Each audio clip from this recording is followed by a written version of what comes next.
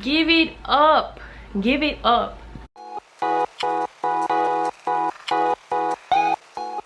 What's up, you guys?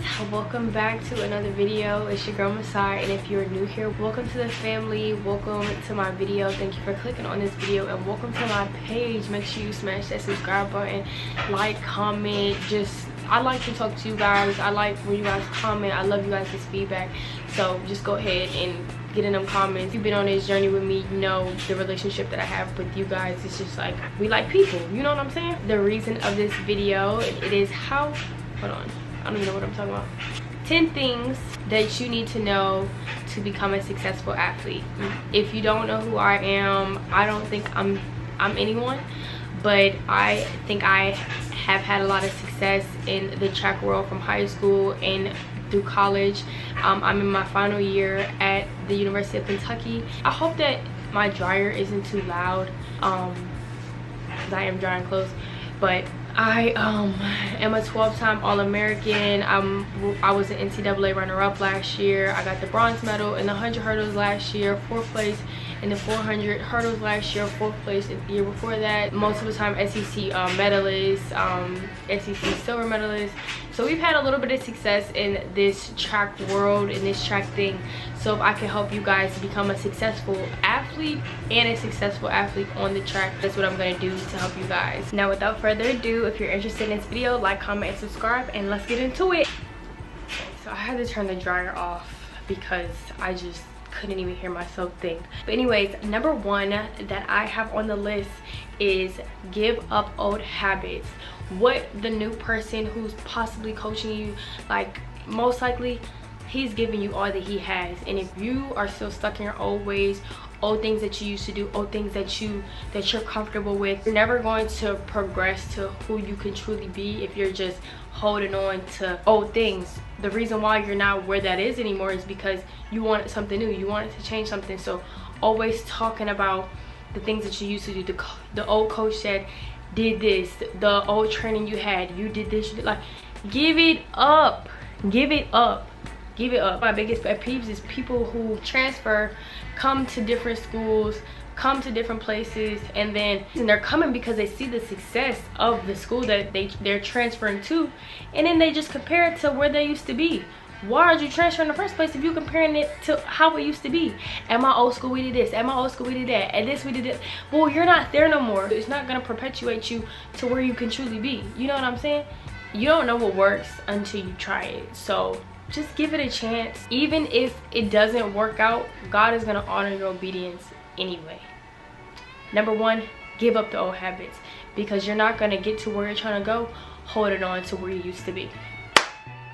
Number two, be coachable. This kind of relates to the same thing that I was just saying about give up the old habits. Being a coachable athlete is just listening to your coach, respecting your coach, adhering to what he's saying. Stop trying to do too much. A lot of y'all be trying to do too much, give the coach's attitude. Just listen to what your coach is trying to tell you.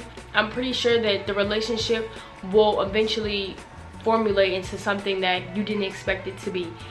I have had a good amount of coaches, and I would say I'm a very coachable athlete, and I think that that's what has helped me majorly in my success, because although I've been coached by so many people, every time I step into a new space with a new coach, I listen to them and I trust them.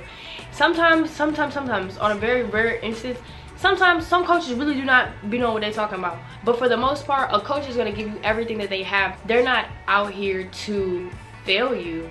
Like, your success is a reflection of them. So for a coach to not give you everything that they have, it would be kind of stupid. So just be a coachable athlete, build a good relationship with your coach. When you can trust your coach, you want to run good for your coach can trust you. It's just a great two-way partnership. Just respect, work hard, get the work done, don't complain, just do what you gotta do, and results will start to show. Number three that I have written down, which is also along the same lines, be open to change. You don't know what works until you try. Number 1 and 3 kind of, all 1, 2, and 3 honestly kind of correlate within each other. You never know what's on the other side until you change, or until you are willing to try something new and not compare it to what you're used to. I'm pretty sure that it'll 9 times out of 10 end up being very successful. Number 4, trust your training. You don't train all those long, hard hours for no reason. Trust your training. Don't be the type of person that's inconsistent. Consistency is key when you want to be successful. The way you train is the way that you perform. The way that you train is the way that you perform. I'm gonna say that one more time. The way that you train is the way that you perform. So if your training is inconsistent, it's great one day, bad one day, not finishing a workout one day, then trying to be a practice champion the next day, like, it's not gonna work like that. Person who is being more consistent on the track, they're gonna win every time. That you might beat them here or there, but you could possibly beat somebody who just is not physically at your level. But in the long run, the person who works hard, the person who puts in the hours, the person who is consistent, they're going to end up in the most successful one in the end. And I am a walking testament of that. There have been people who are just more talented than me, has had a little bit more physical capabilities than me, and I just worked, been consistent, did the work, trusted my coach, trusted my training, and they're not even in my peripheral. I don't even see them anymore, because consistency in your life and consistency in your sport, consistency is just a beautiful thing. When you can stay consistent to something and be disciplined, it only has a positive outcome. Yes, it might have some dips and some highs and lows, but if you stay consistent with who you are, your training, and your trust for yourself and your training and in God, you're gonna be successful in the end. And if you know you've been consistent in your training, you know you've been working hard, you doubt yourself, you gotta look in the mirror and say, hey, you gotta really talk to yourself in the mirror and say, hey, nah, I worked too hard for this. The same way that somebody else bleed, breathe, sleep, and eat, I do the same thing. Why not me? Why not me? You could do it. And don't let anybody ever tell you that you can't do it. But if you go out there not trusting yourself, you might as well throw it away. People can't have more faith in your ability than you have more faith in yourself. You gotta believe in you. You gotta believe in you before anybody believes in you. Even if you're not running as fast as you want to right now, even if you're not jumping as high, throwing the ball as far, you gotta believe in you before anybody else believes in you. Never believe anything about what somebody says about you, especially if you know who you are. Nah, like, you cannot go out there and start doubting your ability just because it didn't go the way that you thought it would. Stay consistent. Even if it doesn't go the way that you expected it to go in your head, go back, work harder. So more of the story, trust your training. You don't work all those long, hard hours for no reason. But just do not give up. Stay consistent, because consistency is key, and consistency is going to be your route to success.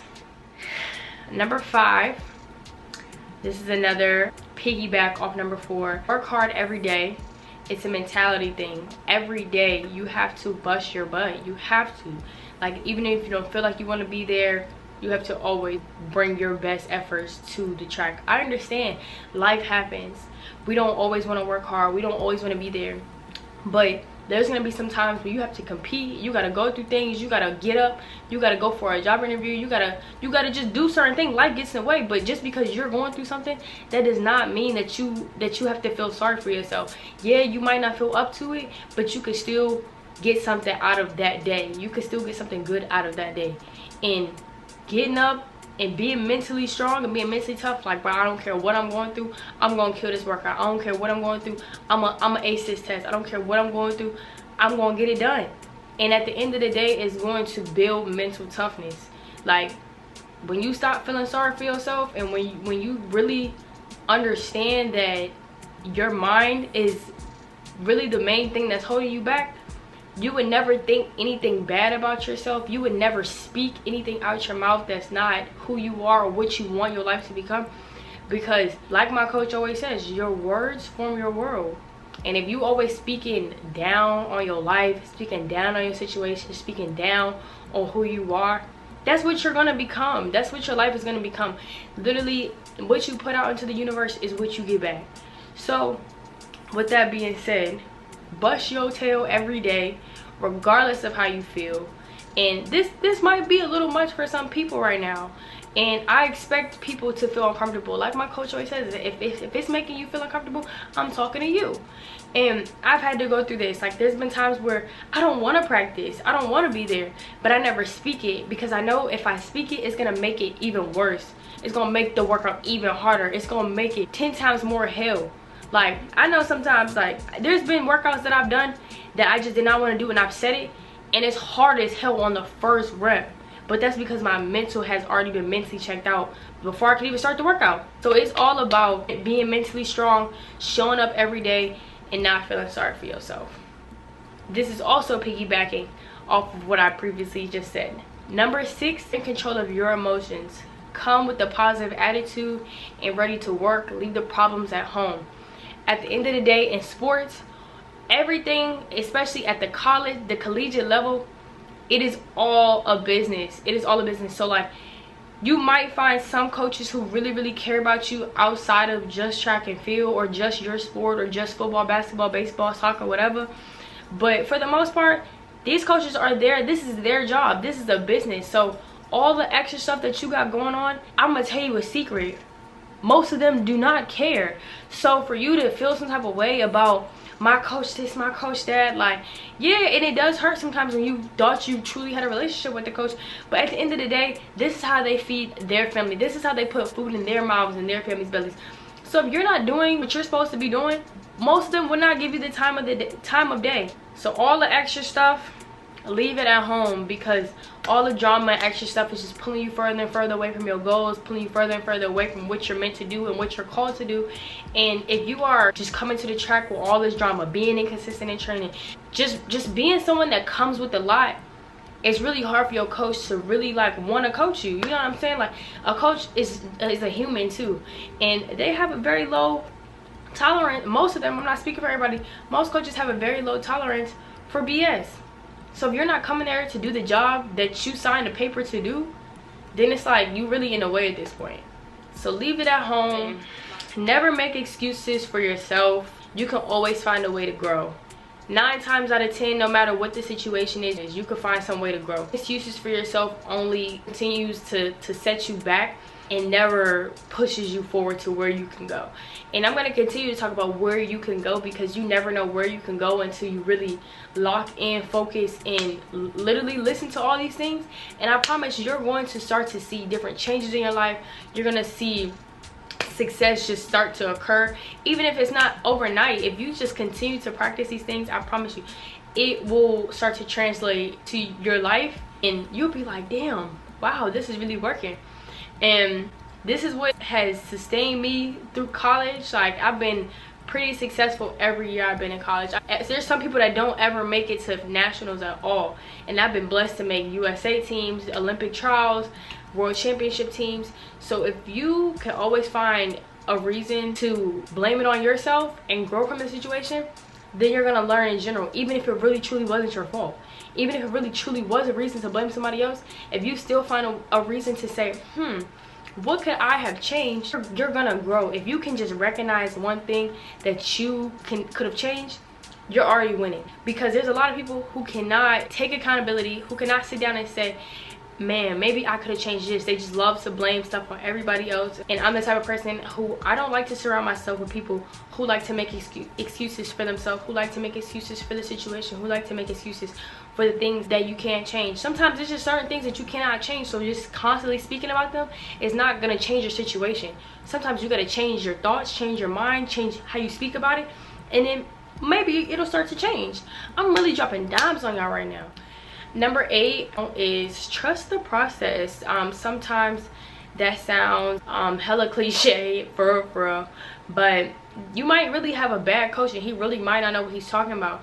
But just because you're being obedient and listening and honoring what your coach is saying, and it's coming from a good place, God is gonna transcend you to the next level just because you were obedient to your coach. You know what I'm saying? Like, sometimes I don't be thinking what my coach is saying is right, but I'm like, hey, forget it. He's been doing this for 30 some years, and I'm only 22, so he must know something more than me. You know what I'm saying? And if I've gotten better every year, I'm like, He must know what he's talking about. I'm not even gonna question it. I'm just gonna do what he says, listen to him, and make it happen while, you know, in practice, so that it can just be second nature to me when it's time for me to compete.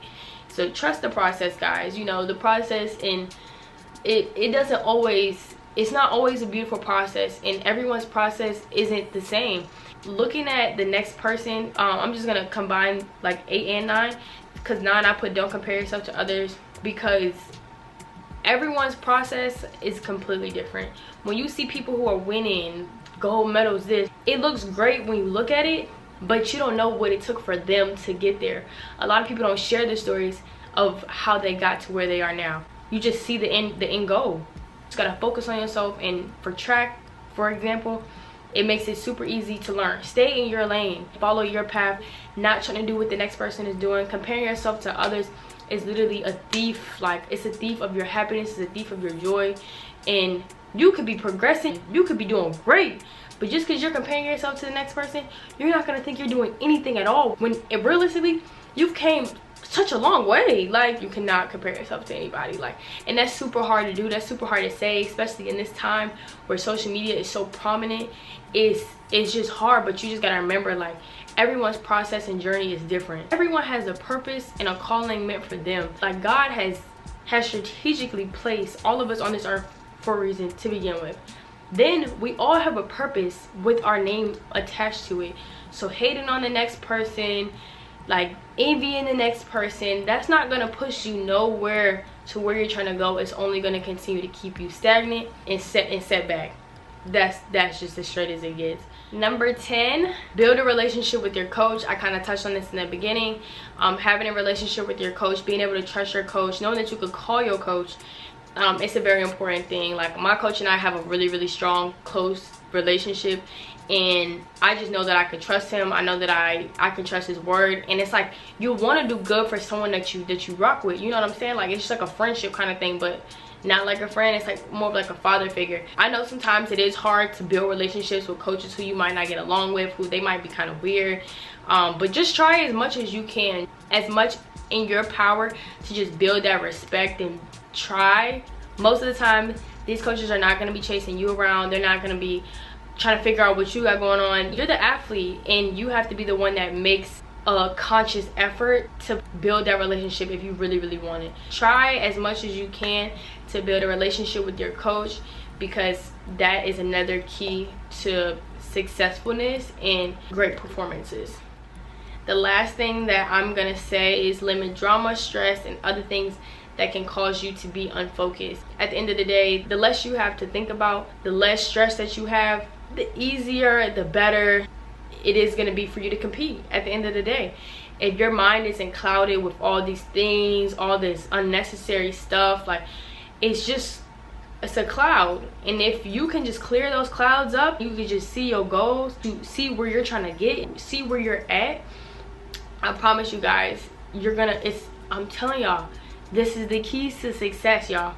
Having all the extra unadded just mess is not pushing you nowhere closer to your goals. And I know that I sound super repetitive, but these are the keys. So I understand life happens, things happen, but it's about how you handle it and how you speak about the situation, like I said earlier. So it's all about how, you know, you view the situation, how you come at the situation, and how you handle the situation. Everything doesn't need a reaction. And then when you learn that, and when you understand your energy, you understand that your energy that you're putting into this mess can be energy being translated onto the track, translated onto the court, translated onto, you know, what really matters. It's all about where you put your time, your efforts, and it's a time and place for everything. Even when it comes to partying, when it comes to going out with your friends, like, it's a time and place for all of that. At the end of the day, it starts with you. I love you guys. I hope you guys enjoyed this video, and I'll see y'all in the next one.